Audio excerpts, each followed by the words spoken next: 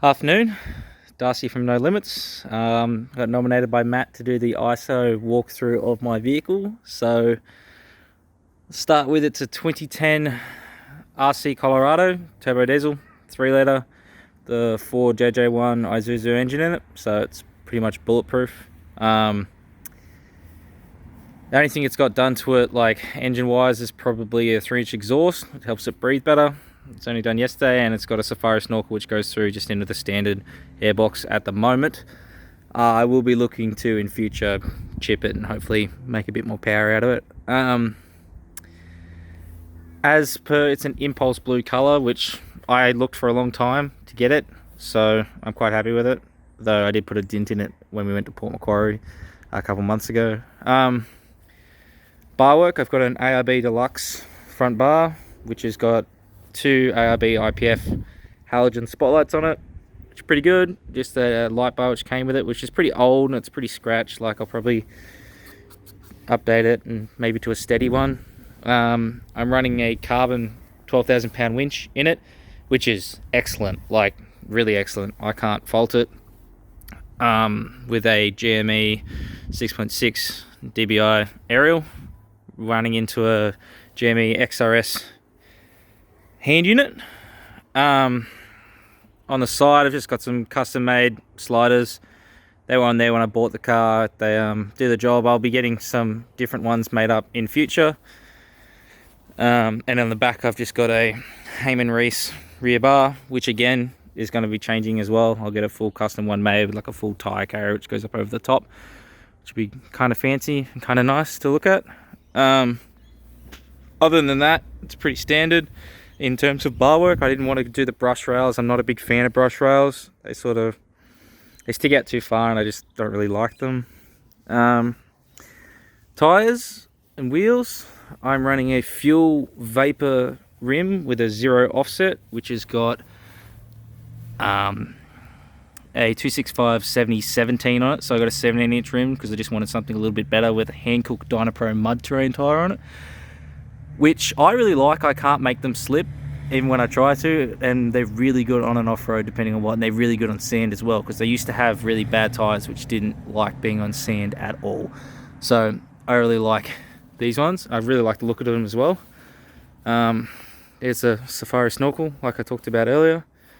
I have a Rhino rack platform up top, which has got max tracks and a solar panel bolted onto it, as well as a steady 51-inch light bar across the top with like a handmade bracket up, because it sort of sticks out a bit, but it throws out a ridiculous amount of light. I got the steady 11.5-inch side lights on the side, which are really handy for lighting up the side of the track or camping or whatever else. I have a custom made rear rack on the back, which I drop my rooftop tent onto, and I've got another steady light bar on the back of that which throws light backwards. But I also have 2 flush mount ones underneath the back of my tub there, like underneath the tailgate, which throw a ridiculous amount of light backwards. On this side you can see the dent which I got from Port Macquarie, but I have an ARB Canopy, and I have a Clever Shade 270-degree awning, which is really good. Like, I really can't fault that. It doesn't have any poles, which is really good, and it puts up with some serious weather as well. I've got a 2-inch Ironman suspension, which has got I think it's got the nitro gas shocks to it, because they don't do the foam cell pro ones, or they might just have the foam ones. Either way, it rides really well and it's excellent. I've got 300 kilogram constant springs in the back, so that rides really well. And I also got a 2-inch body lift, which lifts the car quite high, gives me a lot of clearance. Inside, pretty much all the same. I've got a Red Arc trailer brake controller on the side. I've got a subwoofer dial down here, and obviously I've got the XRS hand unit, which is pretty cool. I can't fault it. I love having the speakers on the handpiece. I have a Kenwood doubled-in head unit, which has got a reversing camera hooked into it, which is really good, because it I can like watch people behind me on tracks and see how they're going, see what I might get stuck on. If I'm towing a trailer, I like to keep an eye on that. down the side here, I've got all of my light bar controls. So I've got right and left, rear, the front ones, and I've got a spare one which I'm thinking about putting maybe a horn or something on, like a different horn. I don't know, haven't decided yet. They're pretty cool, but apart from that, I've only got black duck canvas seat covers, which has kept the rest of the car pretty stock. So in the canopy here, I have an outback drawer system. So they're 1300 long drawers, which are really handy. So I can keep a lot of stuff in here. So in this side, keep a mixture of camping and power tools up the back, and of course my axe and some inflation gear for like tires and whatnot. This side I keep a lot more camping stuff and some other tools up in the back. I generally keep most of my camping stuff in a couple boxes, which I just throw in the back there.